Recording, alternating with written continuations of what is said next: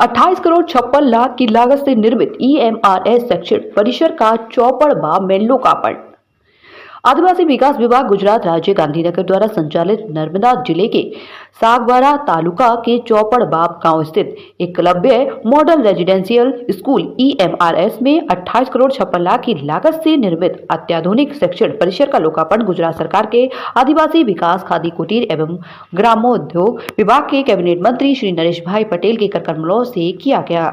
इस अवसर पर मंत्री श्री नरेश भाई पटेल ने उपस्थित जन समुदाय को संबोधित करते हुए कहा कि आदिवासी क्षेत्रों के बच्चों की शिक्षा को लेकर सरकार लगातार चिंतित और प्रतिबद्ध है। केवल सड़क, भवन या अन्य आधारभूत ढांचा खड़ा कर देना ही विकास नहीं, बल्कि शिक्षा से ही सच्चा विकास संभव है।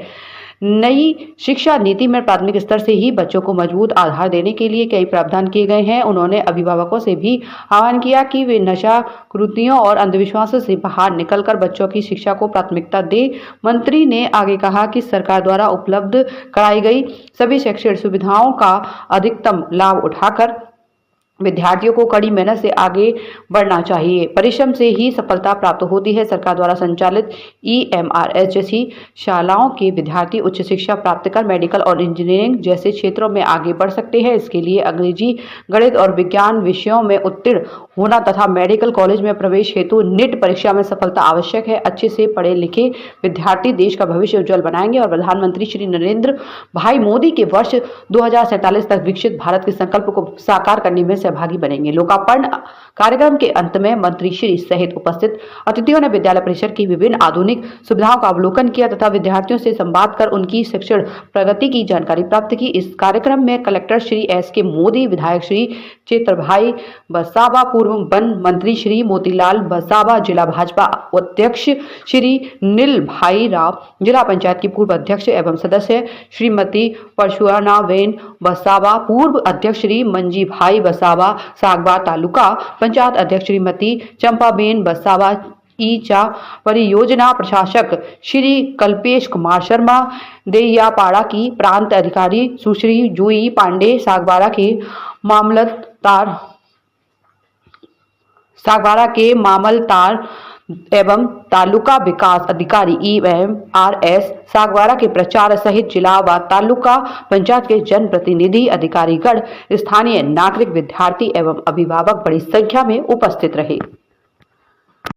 15 દિવસની અંદર ડેડિયાપાડા બિરસા મુંડા ભગવાનનો જન્મદિવસ ઉજવવાનો નિર્ણય કર્યો। અમે કહ્યું હતું મોદી સાહેબને, સાહેબ બિરસા મુંડાનો જન્મદિવસ તમે બીજા અલગ અલગ સ્ટેટની વાત થતી, તમે કહ્યો સાહેબ બિરસા મુંડાનો જન્મદિવસ ડેડિયાપાડામાં ઉજવો, દેવમોંગરાના સાનિધ્યમાં ઉજવો।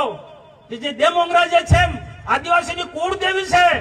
ગુજરાત, મહારાષ્ટ્ર, મધ્યપ્રદેશ, રાજસ્થાન અલગ અલગ સ્ટેટના લોકો ત્યાં દર્શન માટે આવશે। આદ્યાશક્તિ જગદંબાનું સ્વરૂપ છે। દુનિયાને બતાવવું છે કે આદિવાસીઓ પણ આદ્યાશક્તિની ઉપાસના કરે છે। કુળદેવી એમની દેવમોંગરા છે, શક્તિની ઉપાસના કરે છે। અમારી વાત સાંભળીને અહીંયા 15 દિવસમાં નિર્ણય કર્યો કે ડેડિયાપાડામાં બિરસા મુંડા જન્મ જયંતિનો કાર્યક્રમ ઉજવવો છે। બાકી આ કાર્યક્રમ આસામમાં બનતો હતો। નરેશભાઈને ખબર છે, મોતીભાઈને ખબર છે।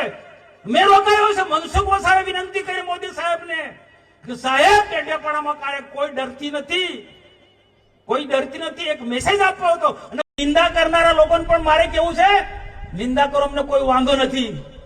નિંદાથી અમે બોધપાઠ લઈશું। કબીર સાહેબે શું કીધું છે? કબીર સાહેબે તો એવું કીધું કે નિંદા કરે એને હાથે રાખો। નિંદક નીરે રાખે આંગન ફૂટી સમાય, બિન પાણી બિન સાબુન મલમલ કાયા ધોઈ। પણ ટીકા ટિપ્પણી મર્યાદા હોય ભાઈ, ટીકા ટિપ્પણી એ પણ મર્યાદા હોય। ખાતરી પણ આપું છું, પણ સાચા આદિવાસીઓને ખૂબ તકલીફ પણ પડી રહી છે। એ જે દાખલો લેવા જાય એને ખબર પડે છે। એટલે હું આવનારા દિવસોમાં ચૈતરભાઈ, અનંતભાઈ, તુષારભાઈ ચૌધરી, ગઈકાલે પરમ દિવસે કાંતિભાઈ ખરાડી પણ આવેલા હતા, તમે વાંચ્યું હશે। ખરાડી તો બહુ જ માણસો લઈને આવેલા હતા કે નરેશભાઈ દાખલા નથી મળતા, સાચા આદિવાસી લોકોને દાખલા નથી મળતા। હું બધા જ સમાજના આગેવાનો અને ધારાસભ્યોને સાથે બેસાડવાનો છું। અને 1 કરોડ 7 લાખ આદિવાસી સમાજની વસ્તી છે। અને 1 કરોડ 7 લાખ આદિવાસી સમાજની વસ્તીને અને સાચા આદિવાસીઓને તકલીફ નહીં પડે એની ચિંતા પણ અમારે જ કરવાની છે। કારણ કે આપણે માંડ અમુક લોકો તો અત્યારે શિક્ષણ લઈ રહ્યા છે, જેની પાસે 7 બાર પણ નથી, એવું પણ આપણી પાસે આદિવાસી છે.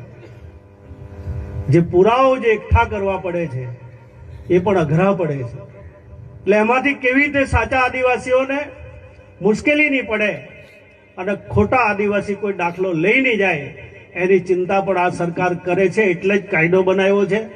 પણ સાચા આદિવાસીઓને જે તકલીફ પડી રહી છે એની ચિંતા પણ આપણા ભૂપેન્દ્રભાઈ કરી રહ્યા છે. અને આવનારા દિવસોમાં હું ચેતરભાઈથી લઈને બધા લોકોને બોલાવવાનો છું અને તે સમયે અમે કોઈ કેવી રીતે એનો એક સારો રસ્તો નીકળી શકે એ દિશામાં પણ મારા પ્રયત્ન હશે. ખાલી એક ખુલાસો તમને મેં આપ્યો છે. ધન્યવાદ.